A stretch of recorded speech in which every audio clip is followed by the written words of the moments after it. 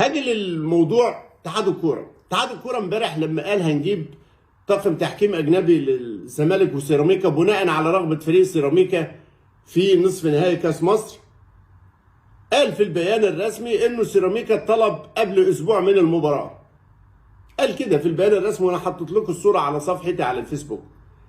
انما الحقيقه بمجرد ما الناس لمتهم راحوا معدلينها وخلوها قال لك طلبها قبل اسبوعين.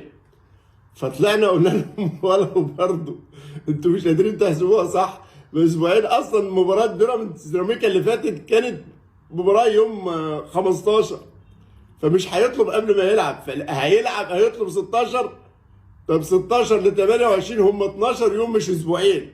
رقم 2 هو اصلا ما بدأش يتكلم في الموضوع الا يوم 20، واللي انتوا اعلنتوا امبارح 22 والماتش 28، يعني هم كلهم 6 ايام.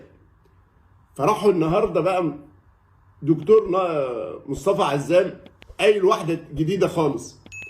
قال لك لا احنا الناس بتحاسبنا على ال 15 يوم والاسبوع، دي المهله بتاعت لائحه الدوري، فالناس عندها خلط بين لائحه الدوري ولائحه الكاس. لائحه الكاس مختلفه، المده فيها في استخدام تحكيم اجنبي اقل من المده المنصوص عليها في لائحه الدوري. حلو قوي، تاهت ولقيناها تاني وهفضل ماشي مع اللي مش عارف مين لغايه الباب.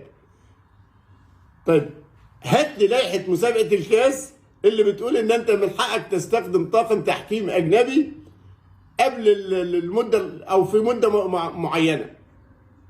انت ما عجبكش الاسبوعين اللي انت قلتها لان طلعت غلط، فطلعت تتراجع في كلامك وتقول لا هو اصلا اللائحه بتديني مده اقل.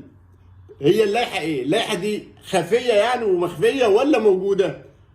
اتمنى اذا كان في حرص على ما تبقى من شفافيه ونزاهه واحترام لعقول الناس واحترام للراي العام اللي بقى كاشف القضيه قوي وكاشف عوراتها، تطلعوا تقولوا لنا يا جماعه ادي اللائحه بتقول انا من حقي استدعي حكام اجانب لمباريات الكاس ان شاء الله قبلها بساعتين. اقول لك خلاص يا عم، هي اللائحه بتغطيك، اللائحه بتغطي عورتك ماشي موجوده، بس لو ما فيش ده في اللائحه نسميه ايه بقى؟ لان انا رجعت لائحه كاس مصر ما فيهاش الكلام الفارغ ده خالص، ما فيهاش هذا الحق المستثنى من المده الزمنيه لاستخدام طاقم تحكيم. يبقى جبتوها منين؟ وعمالين بس تحاولوا تغطوا على الفعله بتاعه النادي الاهلي. وانا هنا ارجع تاني للمربع بتاع ازمه القمه.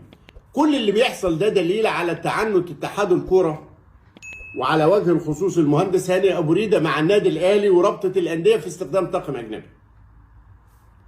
اللي فات ده كله هو يعني الخلاصه انه كان في تعنت واضح وكان في حرص على عدم تلبيه هذه الرغبه. هذا الحرص كان بسبب 3 حاجات وقلتها لكم. الاهم فيها انه اصبح لبيراميدز ممثل ناشط جدا في منظومه اتحاد الكوره. اصبح لبيراميدز ممثل ناشط جدا ومؤثر جدا في منظومه اتحاد الكوره. ودور وابحث في كل التفاصيل هتلاقي اللي انا بقوله لكم، وانه فكره ان انا اقدم لبيراميدز 6 نقاط خصما من النادي الاهلي فبلط الطريق بتاع بيراميدز للوصول لبطوله الدوري وهنيالكم، هو ده الهدف اللي شغال.